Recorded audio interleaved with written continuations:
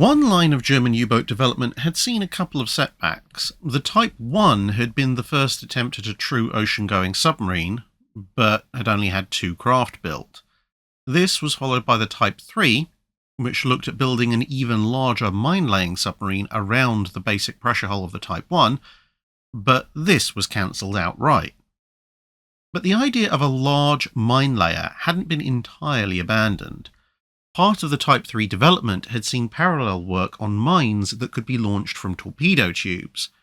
This would allow any U-boat to lay mines and increase the capacity of a dedicated mine layer. But the size constraints involved in making a mine that could fit into a torpedo tube meant that to have a useful warhead, the mines could only be launched in shallow water, up to around 60 feet deep. A version that could be used in water up to 900 feet deep needed an anchor and cable system that took up so much space and weight that it cut the warhead down to barely over 1/5 that of the shallow-only type. And so it was back to the drawing board, with a new weapon labelled Sondermine A, or SMA. This was an all-singing, all-dancing mine that was about as large as those laid by surface warships, with a magnetic influence detonator, deep water anchoring capability, and a somewhat larger charge than most other German mines, including those laid by said surface vessels. To this end, the designers looked back at late World War I large mine-laying designs. These had carried mines in a stern compartment that was accessible by the crew. This was because it wasn't possible at the time to adjust the fuse settings on a mine remotely if it was in a flooded area, so-called wet storage. For the new project, labelled Type 10, it was thought that this method would be paired with a series of vertical cylinders mounted either side of the pressure hull amidships, with these latter containing preset SMA mines, 2 per shaft. 2 designs were sketched, the Type 10 and the Type 10A.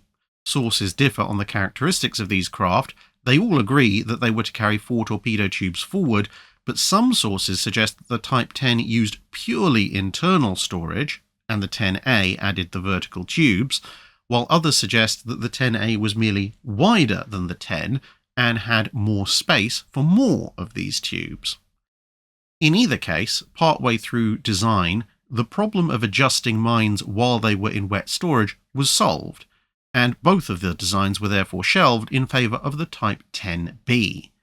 This ditched the dry storage compartment aft entirely, and the bow was now largely occupied by 6 larger vertical tubes all mounted on the centre line, each holding 3 mines, with torpedo armament cut down to 2 tubes which had been placed aft for defensive fire only, although they did carry a good number of reloads.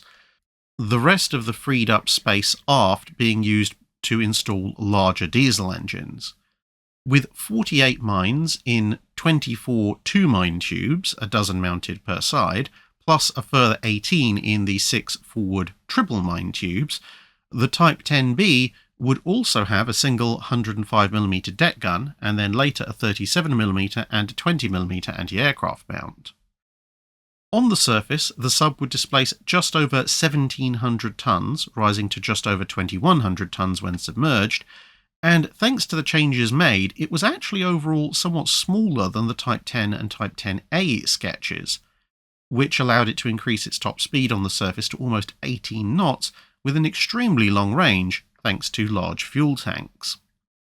8 submarines were built and commissioned into service, and these ended up having quite a variety of roles. Although initially used in their designated mine-laying configurations, a shortage of U-boats generally meant they soon found themselves sent to first lay mines off Allied ports, but then they were also expected to attack Allied convoys with their limited aft-firing torpedo tubes. This was unsurprisingly relatively unsuccessful, with the class netting only a single kill and 2 further ships damaged by torpedoes between all of them. The mines had a somewhat greater effect, but that still added up to less than 20 ships damaged or sunk by mines which could be directly attributable to these subs. As time went on, however, losses began to add up as the large subs were ill-suited to the increasingly rapid nature of frontline submarine warfare. As a result, A number of the survivors by the mid-war period began conversion into transport submarines with specially designed cargo pods which fitted into their mine tubes. The last submarine of this type was actually converted to a cargo vessel so shortly after its launch and commissioning that she never actually undertook an offensive war patrol. 2 submarines would survive the war. U-219 reached the occupied Dutch East Indies in December 1944 carrying a variety of cargo items, and she was still there when Germany surrendered and was subsequently then placed into Japanese service as the I-505. But due to a lack of trained personnel, the Japanese Navy never actually put her to operational use before the war ended. The other survivor was the somewhat ironically named U-234. Ironic because, of course, that is also the number of an isotope of uranium, and when she surrendered at the end of World War II, she was reported to be carrying, amongst other things, a cargo of uranium ore. I know, yes, that would have mostly been U-238 ore, but let me have the joke. Both submarines would then be sunk as surplus to requirements shortly after the end of World War II. That's it for this video. Thanks for watching. If you have a comment or suggestion for a ship to review, let us know in the comments below. Don't forget to comment on the pinned post for dry dock questions.